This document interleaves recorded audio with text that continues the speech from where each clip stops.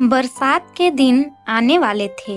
चिड़िया का एक जोड़ा घोंसला बनाने के लिए पेड़ तलाश रहा था। उड़ते उड़ते वे दोनों एक नदी के किनारे पहुँचे। वहाँ कई पेड़ लगे हुए थे। उन्हें वह जगह बहुत पसंद आई। फिर वे एक पेड़ के पास जाकर विनती करने लगे। बरसात के पहले हमें अपना घोंसला बनाना है। कृपा करके हमारी मदद करें। अपनी एक टहनी पर हमें घोंसला बनाने की अनुमति दे दें। किंतु उस पेड़ ने उन्हें इनकार कर दिया। पेड़ के इनकार से चिड़िया के जोड़े को बहुत बुरा लगा। जाते जाते वे बोले, इतना अहंकार अच्छा नहीं। एक दिन तुम भी टूटोगे और तुम्हारा अहंकार भी। पेड़ कुछ कह पाता इसके पहले ही वे उड़ गए। उड़ते उड़ते वे नदी के पास स्थित जंगल में पहुँचे और वहाँ एक पेड़ से घोंसला बनाने की अनुमति मांगी। पेड़ सहर्ष तैयार हो गया।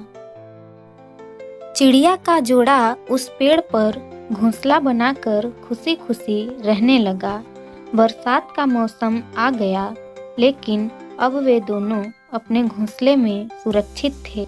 एक दिन आंधी तूफान के साथ घनघोर बरसात हुई और वह पेड़ टूटकर गिर गया, जिसने चिड़िया के जोड़े को अपनी शाखाओं पर घोंसला बनाने की अनुमति नहीं दी थी। जब तूफान थमा और बरसात बंद हुई, तब चिड़िया का जोड़ा नदी के पास पहुंचा।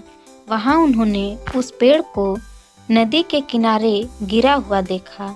वे दोनों बहुत खुश हुए और पेड़ से बोले, हमने कहा था ना, एक दिन तुम भी टूटोगे और तुम्हारा अहंकार भी। आज वो दिन आ गया। ये तुम्हारे कर्मों का फल है। पेड़ ने विनम्रता पूर्वक कहा, तुमने मुझे गलत समझा था।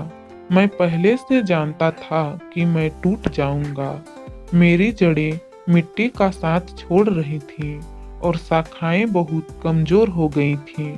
इसीलिए मैंने उस दिन तुम्हें इनकार कर दिया था। तुम मेरी शाखाओं पर घोंसला बनाते तो आज जीवित न होते, लेकिन तुम्हें मेरा इनकार बुरा लग गया। उसके लिए मैं क्षमा चाहता हूँ। पेड़ की बातें सुनकर चिड़िया के जोड़े को अपनी सोच पर बहुत दुख हुआ। उन्होंने पेड़ से क्षमा मांगी। फिर पेड़ ने उन्हें क्षमा कर दिया।